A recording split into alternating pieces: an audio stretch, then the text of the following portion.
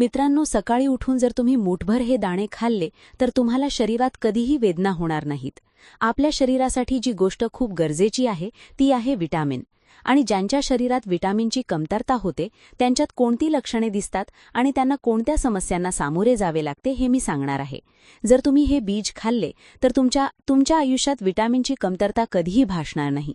नमस्कार मित्रांनो, चॅनलमध्ये तुमचे हार्दिक स्वागत आहे. आज मी तुम्हाला विटामिनबद्दल सांगणार आहे. होय मित्रांनो, बी बद्दल माहिती देणार आहे. विटामिन आपल्या शरीराचा कोणता भाग आहे आणि ती कोणत्या प्रकारे आवश्यक आहे. अनेक लोक विटामिनच्या कमतरतेचा सामना करत आहेत आणि त्यांच्या शरीरात ते पुरेसे नसल्यामुळे ते गोळ्या खातात किंवा डॉक्टरांकडून इंजेक्शन्स घेतात.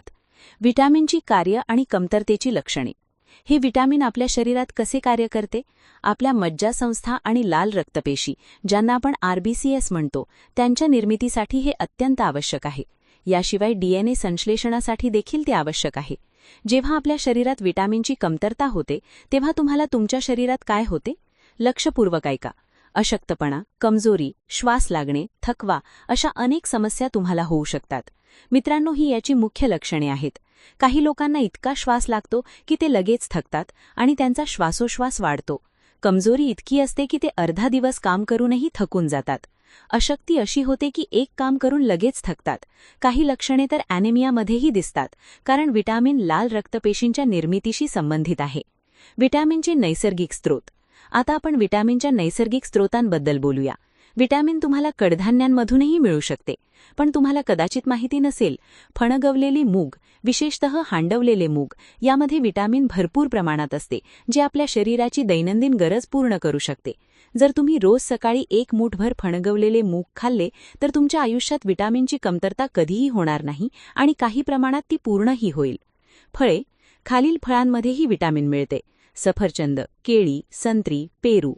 विटामिनची कमतरता होण्याचे सर्वात महत्त्वाचे कारण म्हणजे आपली जीवनशैली आणि चुकीची आहार पद्धत. जर आपली जीवनशैली साधी असेल आणि आहार शुद्ध, सात्विक आणि घरचा असेल तर विटामिनची कमतरता कधीही जाणवत नाही. आजची आधुनिक पिढी, विशेषतः तरुण पिढी बदलली आहे.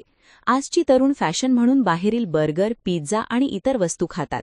यामुळे शरीरात अनेक विटामिनच्या समस्या निर्माण होतात, कारण या पदार्थांमध्ये विटामिन मिळतच नाही. विटामिन कमतरतेची इतर लक्षणे. आजकाल तुम्ही अनेक लोकांकडून ऐकले असेल की विटामिन कमी झाले आहे. जर आजच्या काळात आपण 10 लोकांचे रिपोर्ट काढले तर त्यापैकी 4 ते 5 लोकांमध्ये विटामिन कमी असल्याचे दिसून येते. यामुळे त्यांच्या शरीराचे आरोग्य संतुलन बिघडते. आपल्या शरीरात विटामिन किंवा इतर आवश्यक विटामिन आणि मिनरल्स कमी झाल्यावर निसर्गाने एक प्रकारचा अलार्म ठेवला आहे. यामुळे आपल्याला कळते.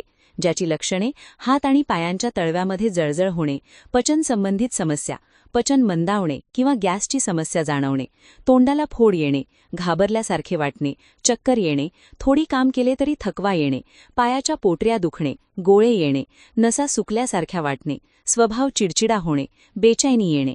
आजकाल मोठ्यांपासून लहान वयाच्या व्यक्तींमध्येही विटामिनची कमतरता आढळते.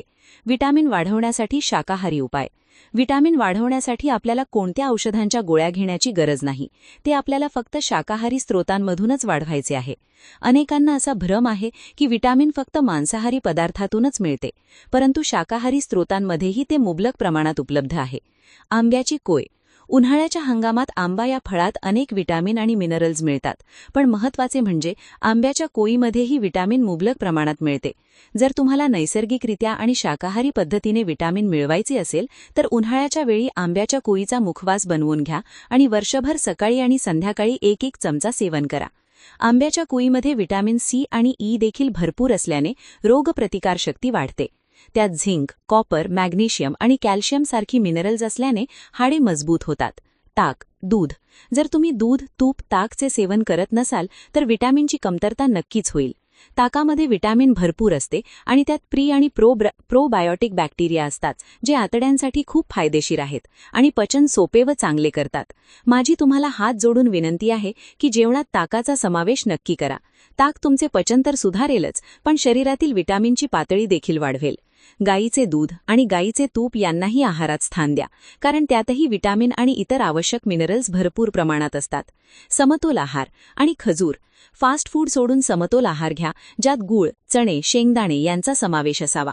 रोज सकाळी नाश्त्यानंतर 2 ते 4 खजुराच्या पेशी खाव्यात. यामुळे विटामिन वाढते आणि त्यात आयर्न भरपूर असल्याने हिमोग्लोबिनची कमतरता देखील भरून काढते. हिरव्या पालेभाज्या. आहारात पालक, तांदळाची भाजी, मेथी यांसारख्या हिरव्या तंतुमय भाज्यांचा नक्की समावेश करा. दिवसातून किमान एकदा तरी या भाज्या खाल्ल्या, ज्यामुळे विटामिन नैसर्गिकरित्या वाढेल आणि शरीराचे आरोग्य संतुलन कायम राहील. मित्रांनो, या महत्त्वाच्या सूचनांचे पालन करा आणि स्वतःला व आपल्या कुटुंबाला दीर्घकाळ निरोगी ठेवा. ही माहिती तुमच्या प्रत्येक मित्रासोबत शेअर करा, कारण आजकाल अनेक लोक विटामिनच्या कमतरतेमुळे त्रस्त आहेत आणि या शाकाहारी उपायांमुळे ते औषधांपासून वाचतील. निरोगी रहा आणि आनंदी